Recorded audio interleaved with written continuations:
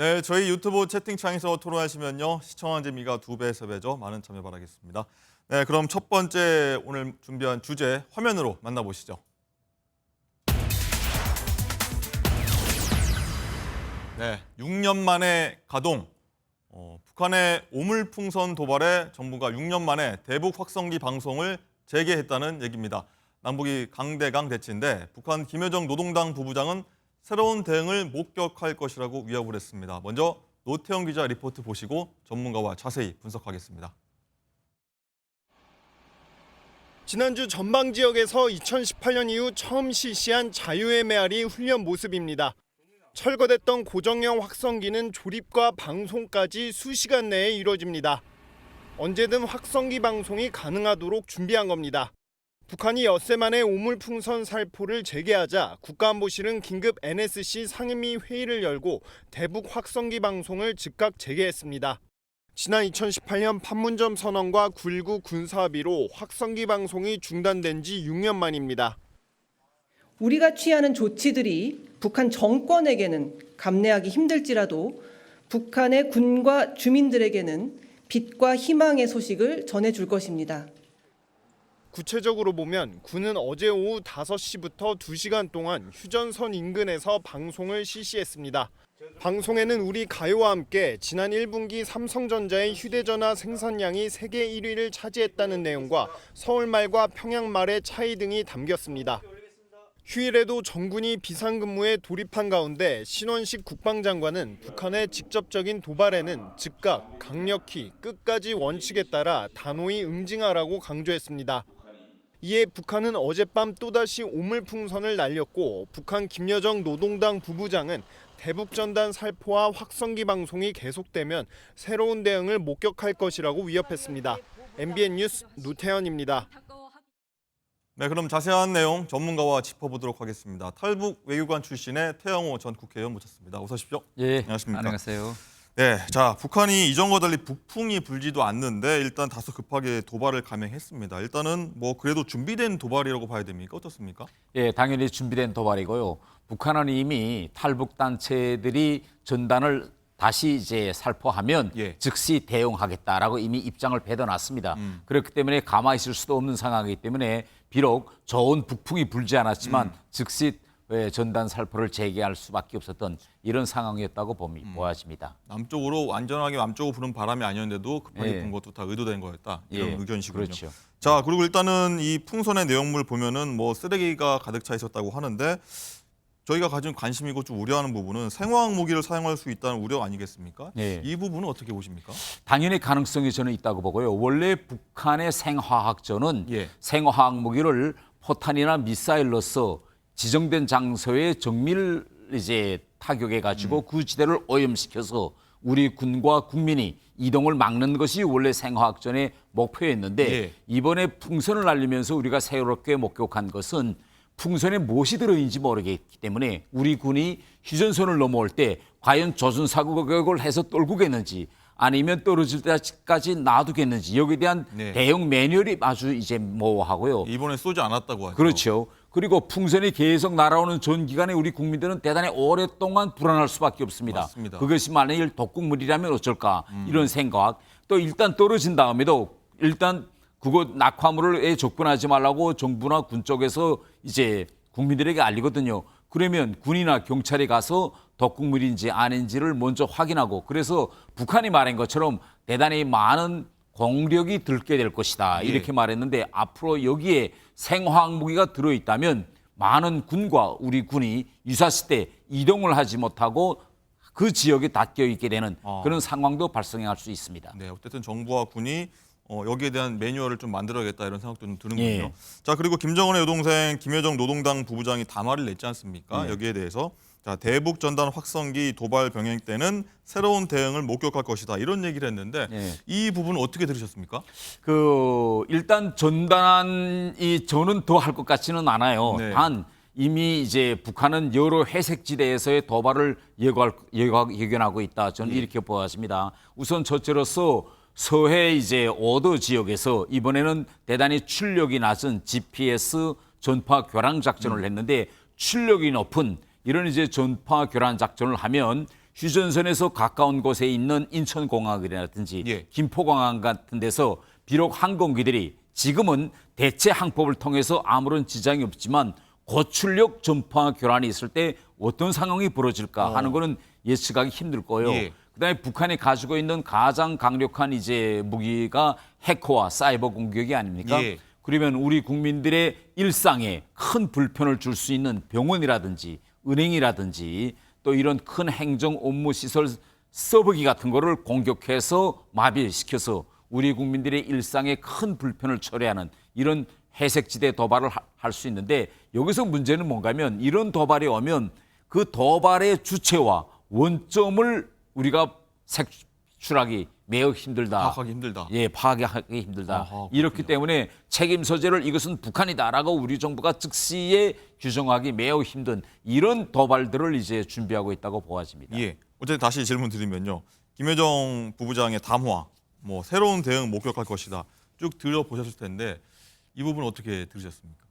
예, 오늘 발표된 김여정의 담화 내용 전반을 보면 예. 이번에 우리 정부가 북한의 그런 전단 도발에 아주 대응을 잘했다. 저는 이렇게 종합적으로 판단됩니다. 예. 왜냐하면 김여정이 새로운 대응을 목격하게 될 것이다라고 아주 강경한 입장을 쏟아냈지만 그 행간을 읽어보면 아주 많은 내용들이 이제 있습니다. 어떤 건가 하면 북한은 이번에 전단지 이런 데서 선전선동을 하지 않았다. 그런데 뭐 이번 전단을 봐라. 거기 어디 선전선동물이 있느냐. 다 빈 휴지장이다. 예. 그런데 쉽게 바꿔 이야기하면 남한에서 북한으로 올라가는 거기에는 북한의 체제를 공격하는 그런 선동물이 있다든지 이하면 대북 확성기 방송 어제 우리가 제기하지 않았습니까? 그건 바로 북한의 가장 약한 그런 아킬레스건을 우리가 직접 흔드는 거거든요. 예. 그러니 김여정이 어제 이렇게 이야기했습니다. 원래 전단도 9일날 북한이 종료하려고 했는데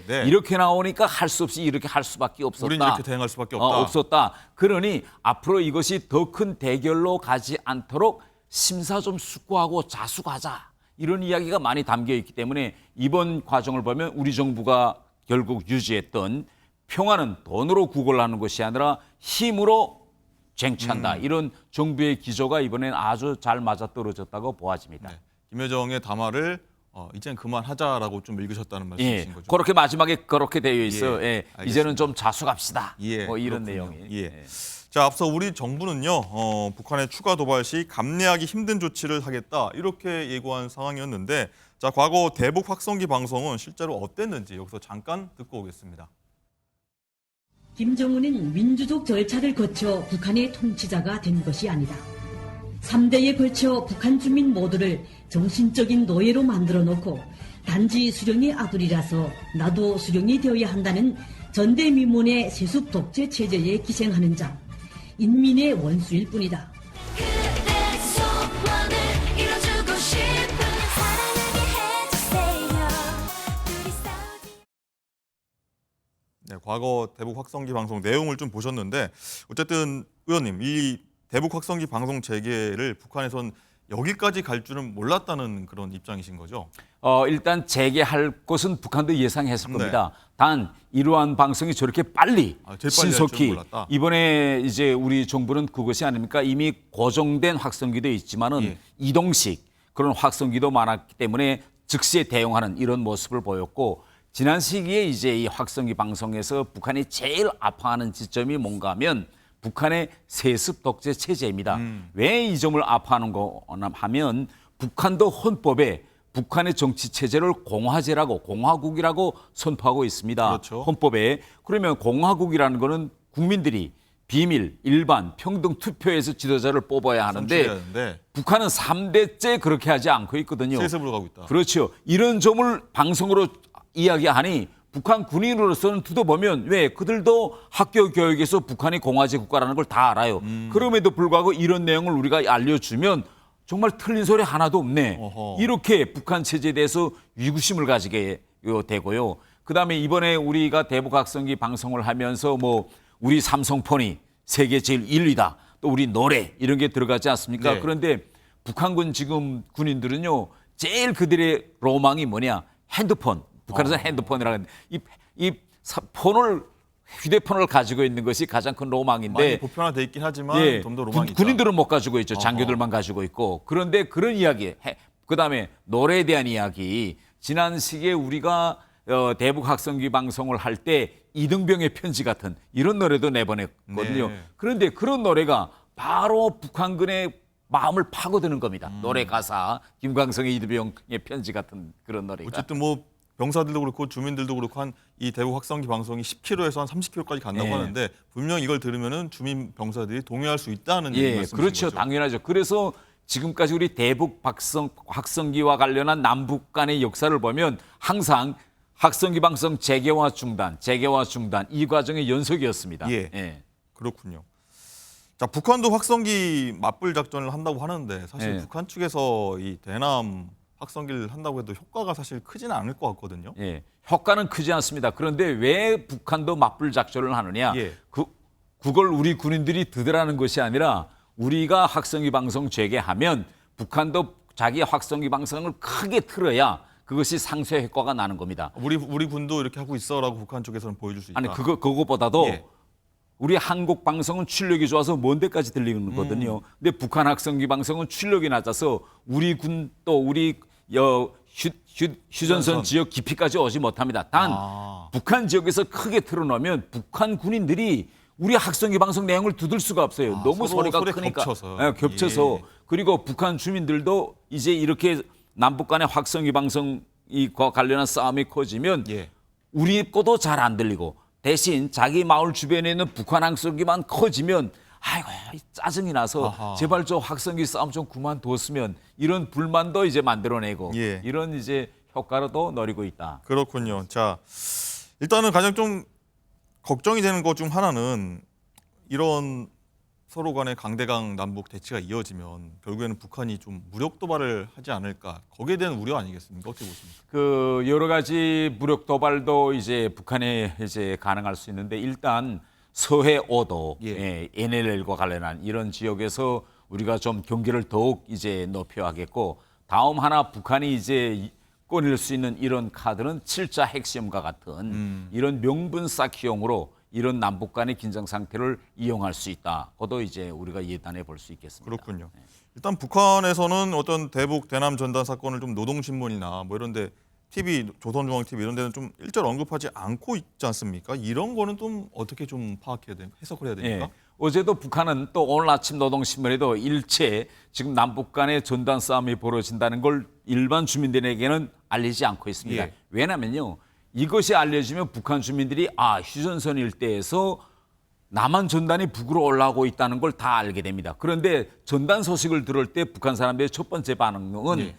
휴전선 일대에 있는 군인들과 그 지역에 있는 북한 주민들은 정말 좋겠구나라고 합니다. 왜냐하면 오히려요? 북한 사람들도 이렇게 대북 전단에 미국 달러 지폐가 들어있다는 거 누구나 다 압니다. 알고 있습니까? 그렇기 예. 때문에 그거 한 장만 주시면 뭐 생계에 도움이 되거든요. 그리고 거기에 USB라든지 또 약이라든지 이런 게 들어있다는 걸 누구나 다 알고 있기 때문에 전단이 날았다라는 건 하나 그 전단을 좀 내가 줄 수 없을까 이게 하나의 큰 로망과 같은 이런 얘기이기 때문에 절대 주민들에게는 지금 남북이 며칠 동안 이런 전단을 놓고 싸움이 벌어진다 이런 걸 북한 주민들에게는 함구무언이죠. 그렇군요. 저 마지막으로 하나만 여쭤보겠습니다. 일단 정치권에서도 반응이 나오는데 일단 네. 야당은 확성기 대응이 초과삼간 태우는 꼴이다. 뭐 여당은 도발의 단호한 조치가 당연하다. 이런 입장이고 좀 보는 시청자 여러분들도 각자 다 해석이 다를 겁니다. 의원님은 어떻게 좀 여기를 바라봐야 된다고 보십니까? 저는 이 대북 확성기가 지금까지 우리 쭉 남북관계 역사를 보면 그때 당시는 순간적으로 긴장을 좀 격화시키는 이런 거 있었지만 항상 확성기 방송이 재개되면 남북 간의 회담이 열렸습니다. 이걸 중단하자고. 예. 그래서 대북 확성기란 이 큰 카드는 북한의 도발을 억제하고 결국 더 나아가서는 평화 체제를 계속 유지할 수 있는 우리에게는 하나의 큰 유용한 그런 이제 억제 카드다 이렇게 말씀드릴 수 있겠습니다. 알겠습니다. 뭐 대북 확성기가 주는 의미가 그만큼 크다라고 예, 볼 수 있겠군요. 그렇죠. 알겠습니다. 오늘 말씀 여기까지 듣겠습니다. 태 의원님 감사합니다. 예.